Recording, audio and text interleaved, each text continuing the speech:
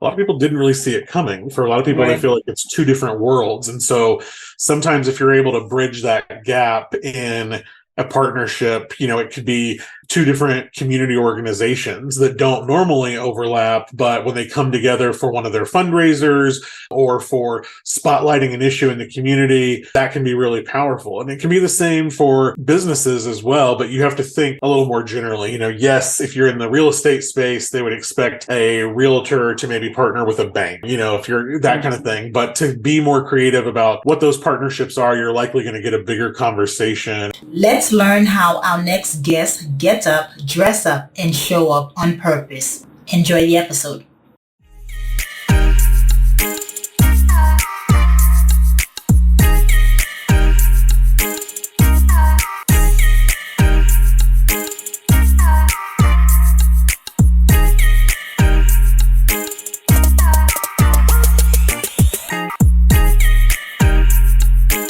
Hello, morning enthusiasts. Welcome to the Best Morning Routine Ever podcast. I am your host, Dr. Lunid, and today I have the honor of introducing a very special guest to the show, Wayne Stanley.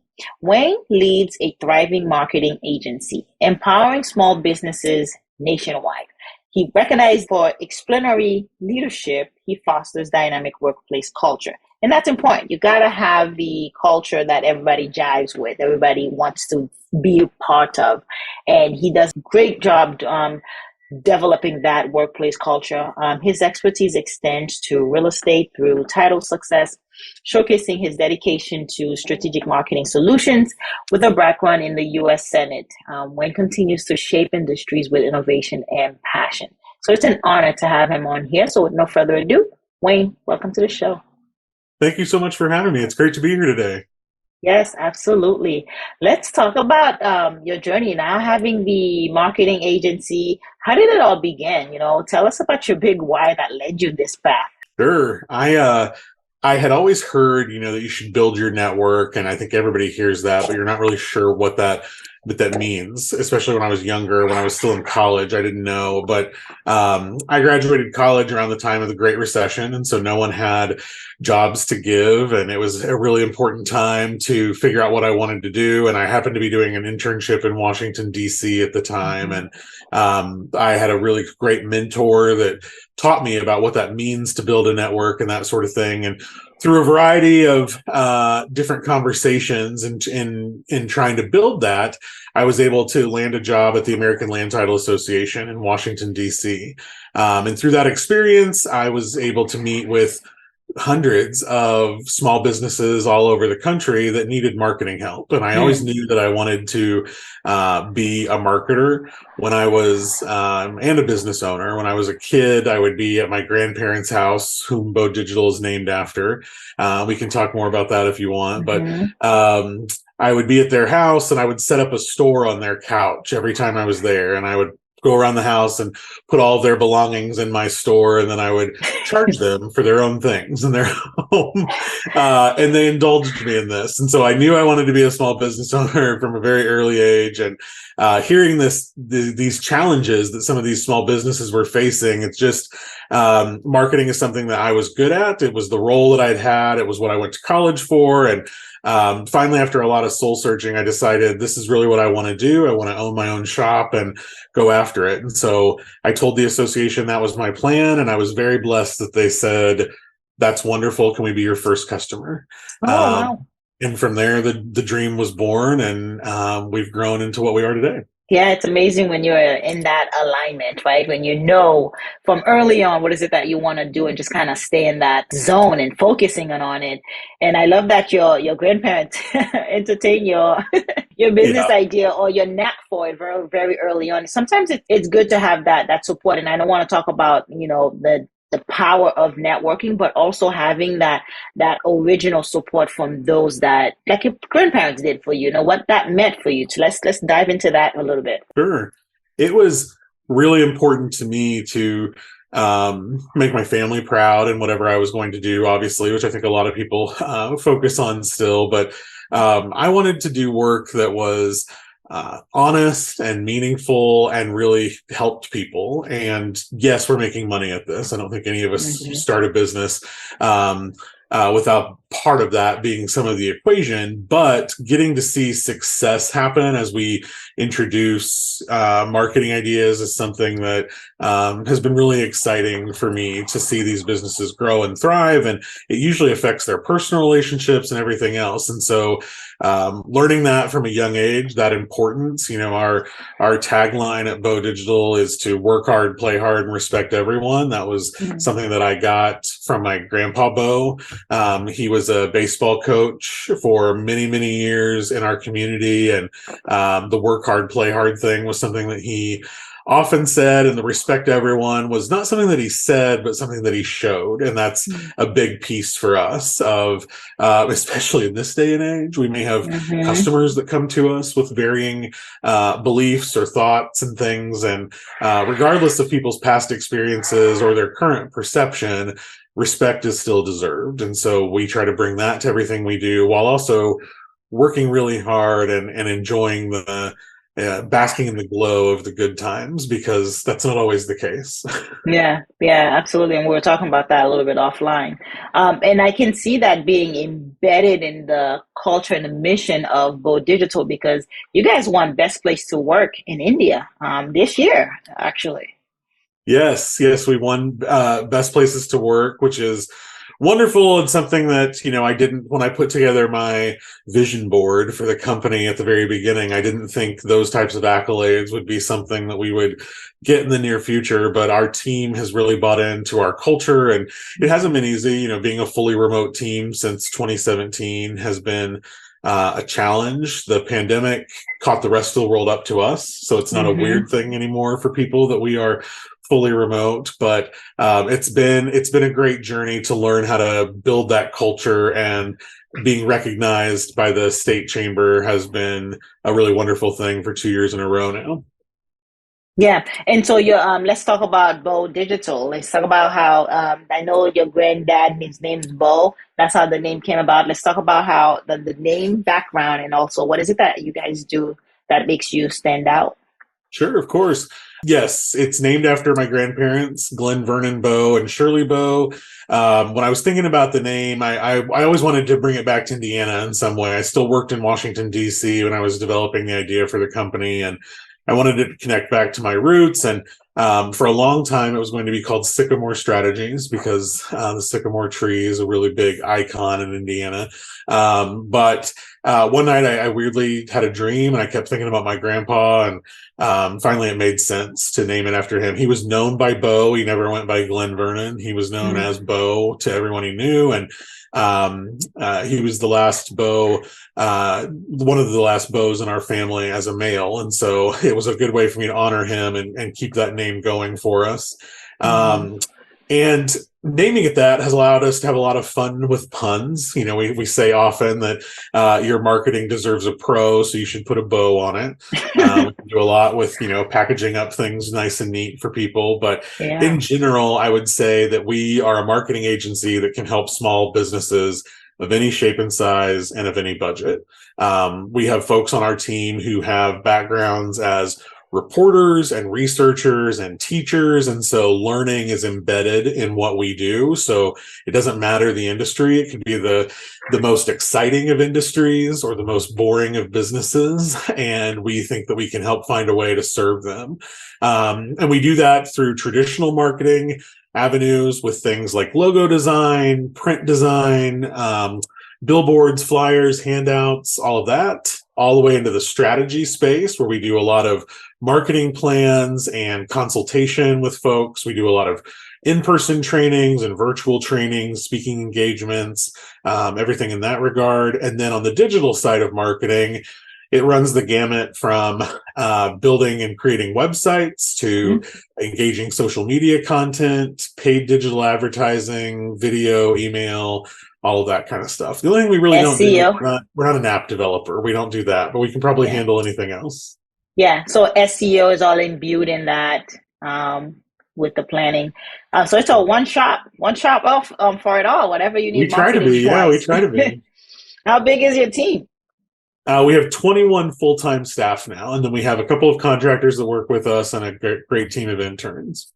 Yeah, and I'm curious to learn how you manage such a productive and creative culture, especially being remote, because people, as you say, are jumping on the wagon now since COVID to go remote. They're joining you guys, but they're also toying around with this hybrid because they don't quite know how to fully jump the gun yet. So enlighten us a bit. Yeah, for me, the success to a remote work culture lies in communication and setting expectations, like most things in life. I think that's probably foundationally important. But we put a premium on the way that we communicate and teaching our team how we want them to communicate internally, but also with our partners, which is what we call our customers. So that piece is really important. There's also, I tell business owners all the time, the ones that are toying with a fully remote versus hybrid, for a lot of them, that decision revolves around trust and the trust that Hmm. they're going to have in their team, the trust that their team has in them, the ability to get work done. There's always a lot of conversation about accountability in a remote work environment and that sort of thing. And for me, I tell our team all the time, there's no chance that if you don't do your work, somebody won't notice that. And so that would be the case whether you were in an office together or not. And for us, starting remote is very different. So we hired for remote positions. We were very clear about what does remote work mean? When we're in an interview with someone and they say, well, I'm looking for a fully remote position because I want to be able to do laundry during the day. I want to be able to save money on my vehicle. I don't want to have to pay for daycare anymore. Hmm. I love to stream shows while I'm working. Those are all actual answers I've heard in an interview about why they want a fully remote job. And we say very clearly, we focus on the work of remote work. We say you can work anywhere as long as you have a laptop and internet, you can work anywhere, but that means we actually want you to work. It's not the memes that you see and an SNL skit of basketball shorts and a suit jacket Yeah. or spending 1 hour at a coffee shop and that's your whole day. We give you 40 hours worth of work to do. If you want to do it on the moon or on a yacht or wherever, that's totally fine, but we expect the work part. So I think as long as you're setting those expectations and communicating, it's going to go a long way. But the last thing I'll add to this is the human connection doesn't go away. That's still super important. So even though we're a fully remote company, every other month we meet in person for a full day together. And our folks that don't live in the same state, we fly them in or they drive in. But we meet for a full day. The breakfast and lunch is unscheduled. It is just time to be together to talk about babies and houses and families and neighbors and whatever, all the normal things that we would get to do in a traditional office. That's when we schedule time for training or upskilling and things like that. But it is a solid 6 or 7 hours together to just be one as humans and connect in that way. And I think that's what's also led to the culture we have, because if you talk to anybody on my team, you would have no idea that they don't see each other physically every day because they have that much passion and energy toward each other about what they do. But it's intentional on our part. We help them connect. We don't ever want anyone to feel siloed. So after our team meetings every Monday, people are randomly paired up to do a 15-minute check-in with someone else on the team. And they talk about personal stuff, what's going on with the game last night, the World Series, again, babies, the hike they did, whatever we saw on their Instagram story last evening, all of that kind of stuff. Just giving them the opportunity to connect about things that aren't work-related is super important. So I'd say those two avenues of communication and trust with the human connection is where you're going to see the most success there. That is pivotal. That's crucial. How do you foster that as a leader? What kind of leader you have to be to actually build that trust so that you can randomly put two people together that, don't work in the same space and they will open up. It sounds like it's effective.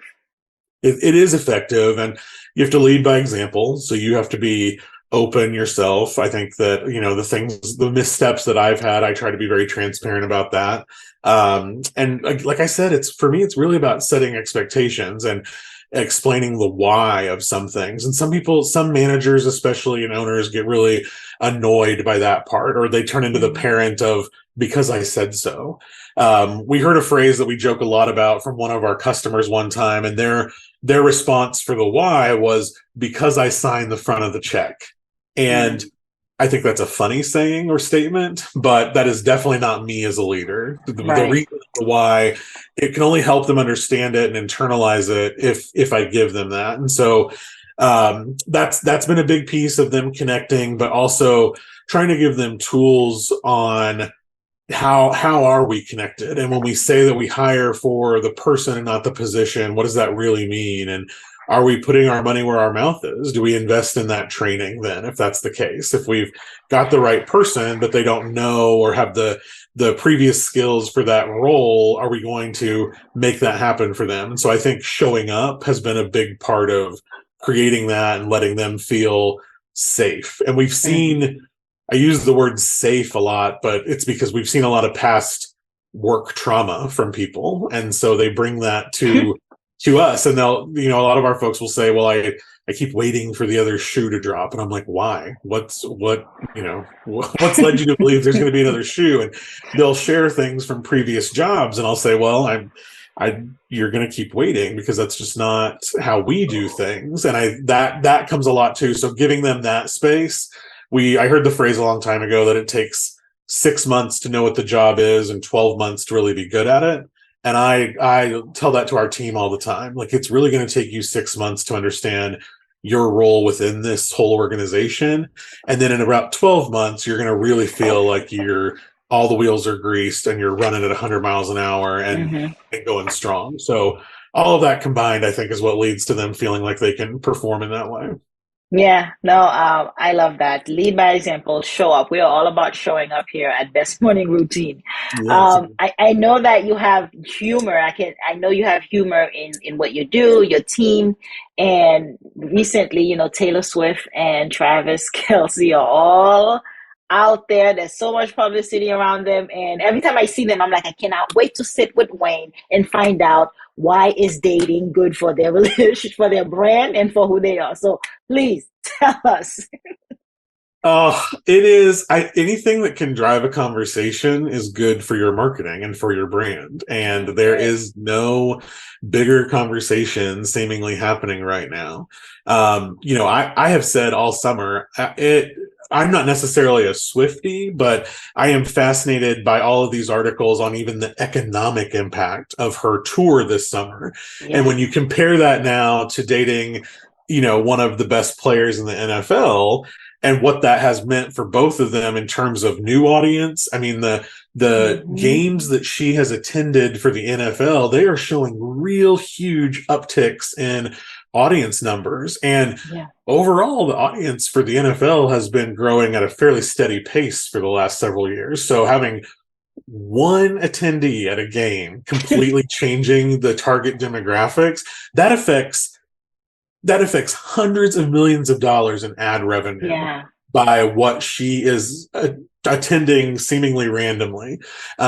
So their whole brand, we did a blog post on this on our team, and the whole thing for them is really smart overall. There are lots of people that want to have the conversation of, is this a PR ploy? Is it real? All of that. It doesn't really matter, because if it's working for them personally, that's great. If it's working for them professionally or business wise, that's really great too. So it'll be interesting to see how this continues. We're already seeing it with some of the merch that people are trying to do with this. People are very passionate on both sides of this. There's a whole section of TikTok of husbands that get upset with their wives, joking that this is finally how Travis Kelce will be, to that next level. And they're like, he is at that level.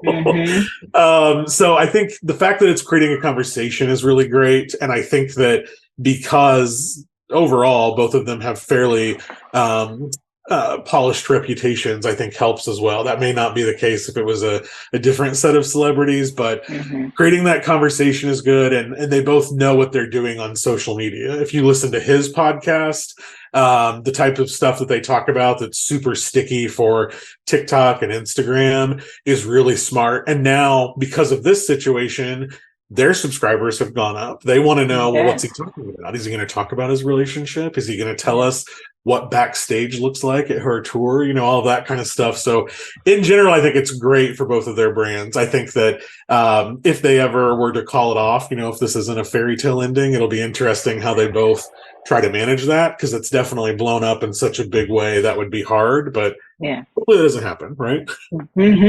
And how can we apply that in business in terms of partnerships, right? Looking at great reputable companies who can come together, collaborate, partners in that way, and be intentional with their partnership.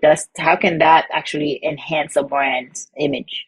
Yeah, partnerships can be fantastic. And I think you said the right word. It has to be a reputable company. I wouldn't take partnerships aren't necessarily a time to take risks in terms of people's reputation. I think that it's okay to take risks. It doesn't have to be a company with a ton of longevity or something like that. But if they've got customer buy-in and you've done your homework, I think that the best part about partnerships, and using the Taylor Swift Travis Kelce analogy, is that a lot of people didn't really see it coming. For a lot of people, They feel like it's two different worlds. And so sometimes if you're able to bridge that gap in a partnership, it could be two different community organizations that don't normally overlap, but when they come together for one of their fundraisers or for spotlighting an issue in the community, that can be really powerful. And it can be the same for businesses as well, but you have to think a little more generally. Yes, if you're in the real estate space, they would expect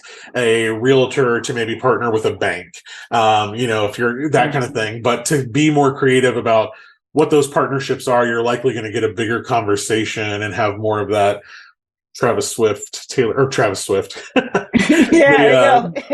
the Taylor Swift, Travis Kelce effect.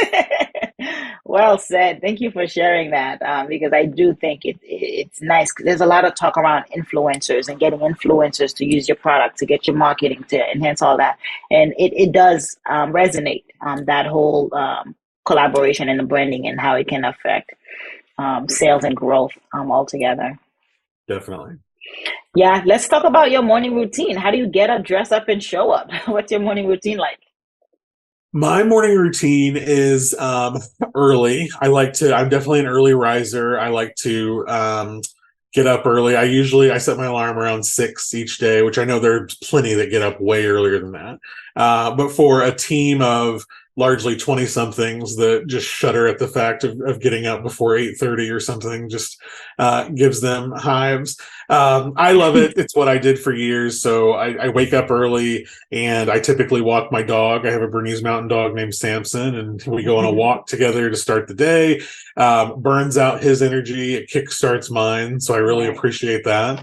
And then I'm a big inspirational quote or thought person. And so based on what I perceive to be my challenges and my opportunity for the day, I try to look at something that might inspire me. So I look at quotes from different leaders from around the world, because it's unlikely that anything I'm going to encounter in a day is something that someone else hasn't previously, right? Like that's the perspective I've tried to have this year. We're trying to market and capture people's attention in a world where they've basically acknowledged that other life may exist, right? Outside of this. And so, and people kind of shrugged at that. And so I'm like, if that's what I'm competing with, then I have to stay level headed in what I'm doing. And so, I try to use their experiences to inspire me. And then, once I kind of figure out that quote for the day, I send a message to my team each morning, setting expectations for them. So that's a huge part of my morning that started during the pandemic. I did 2 videos a day every day during the pandemic. Now I just do a morning video to everyone, but I give them updates on our customers. I give them other important company updates, and I give them some things I've been thinking about, training ideas, blogs they should read, TikToks to watch, that kind of stuff. Send that out to them. And then after that, that's when I usually have my time for learning, because mornings are best for me, and I have to continue learning if I want to be an inspiring leader to this group. And so that's when I'll sign up for classes that I can take, like masterclass, things like that online. That's when I will go through the different blogs that I follow, listen to the podcast. I'll try to spend an hour or so on that every day, because in my line of work with the marketing side of stuff, it's really important and it changes every minute. So I have to know, as they say, what the kids are up to so that I can start for when it's more mainstream in a year or two. But that's in general how my morning goes. Could probably be better, but it's suited me really well for right now. Nice, and that speaks into your culture either. I mean, as well, right? So getting those videos out to the team, informing them, getting buy-in daily. It's pretty beautiful to have be able to do that, and that speaks to the culture. And also, like, I love your aspect of feeding your mind. Okay, what are you feeding your mind? How are you mentally stimulated to make sure that you're in the know, but also how to get that out to your team as well. That's really, really great to hear. So what today, tell us, how can we connect with you? Where can we find you? Where can we find Bow Digital?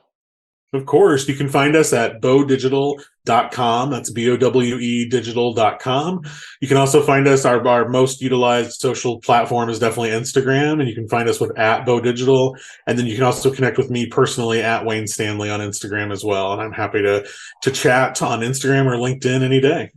Yes, that's fantastic. Thank you for sharing. So we do love growth and inspiration over here at BMR as well. So which one did you get today? Who was your inspiration? Oh, well, today I happened to use a dad joke for my team.